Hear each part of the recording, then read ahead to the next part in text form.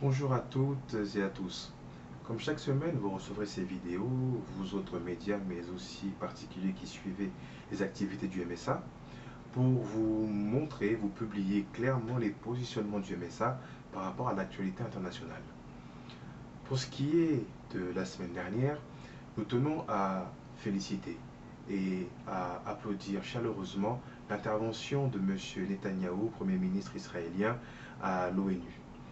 Nous saluons ce discours plein de courage, plein de vérité, qui rejoint parfaitement les positionnements du MSA, à savoir non à toute déclaration prématurée d'un État palestinien. Les conditions préalables doivent être la vérité, historique, politique et religieuse, avant même d'envisager toute solution bilatérale.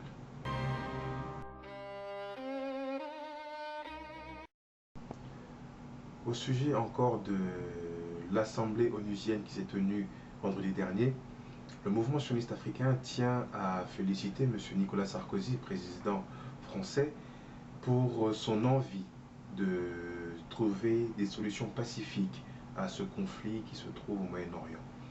Que ce quartet, censé être l'articulation d'une volonté mondiale de voir cette région du monde s'en sortir, fasse du bon travail.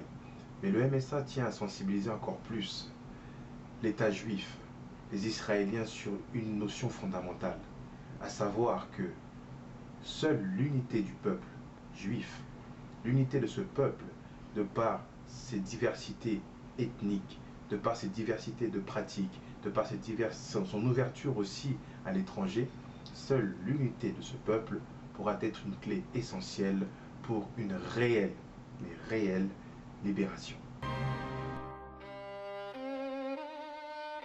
Je tiens aussi à saluer personnellement l'intervention de M. Yossigal lors de l'intervention des Amis pour Israël mardi dernier au théâtre du Gymnase. Cette intervention fut émouvante, pleine de vérité et de courage également, dans la mesure où il a été demandé une négociation franche d'homme à homme, ou plutôt d'État à État, entre Israël et la Palestine. Les mots de M. Yossigal, ambassadeur d'Israël en France, sont largement partagés par le mouvement sioniste africain et nous ferons tout ce qui est dans notre pouvoir pour que cette attitude courageuse et bien sûr tolérante soit aussi la panacée de tous les pays d'Afrique subsaharienne. Bravo à vous, monsieur Yossigal. Concernant l'affaire Bourgui, en tant que président du MSA, je suis profondément attristé de ce que cette affaire vienne encore entacher l'Afrique de ce spectre de la corruption.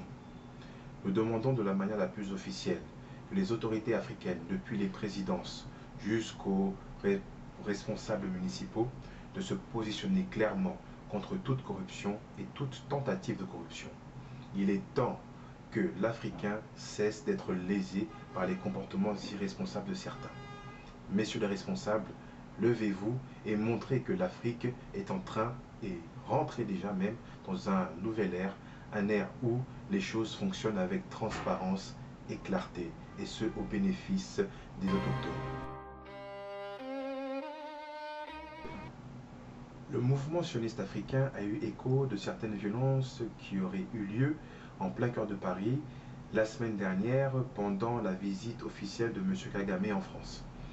Ces violences qui auraient mis aux prises Hutu, Tutsi et apparemment certaines personnes de la communauté congolaise, le MSA n'ayant pas suffisamment de détails par rapport à ce dossier, tient néanmoins à dire une chose, claire et ferme.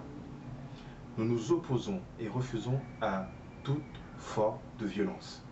Nous demandons à ce que les parties concernées, celles ciblées par certains médias, se rencontrent, discutent, échangent sur les dossiers aussi brûlants qu'ils soient, mais que la violence, les attitudes, entre guillemets, d'intolérance, et encore les attitudes inhumaines qui rapprochent l'homme plus de l'animal qu'autre chose, soient définitivement bannies, et ce pour l'honneur de l'Africain.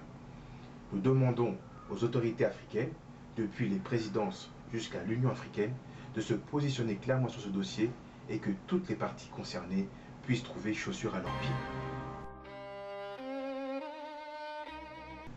Et pour finir, un message qui, j'espère, aura récurrence dans nos vidéos, mais non pas récurrence sur le temps, nous tenons à condamner toute forme de violence qui se trouve actuellement en Afrique subsaharienne.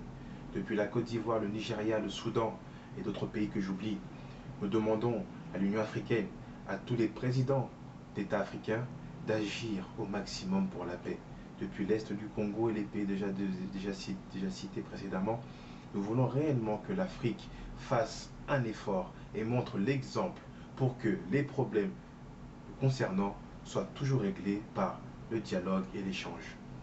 Je profite de la même occasion pour demander à l'Union africaine, mais aussi à tous les États africains, de faire tout ce qui est en leur pouvoir pour jouer un rôle aussi minime qu'il soit, mais un rôle essentiel néanmoins par rapport à la libération de l'otage Gilad Shalit. Nous avons une pensée ferme pour lui et sa famille dans ces périodes de fête qui approchent pour la communauté juive. Donc je vous dis à tous, bonne année, Shana Tova, au nom du mouvement sioniste africain, et que cette année puisse être une année de libération, une année douce, mais aussi une année de vérité.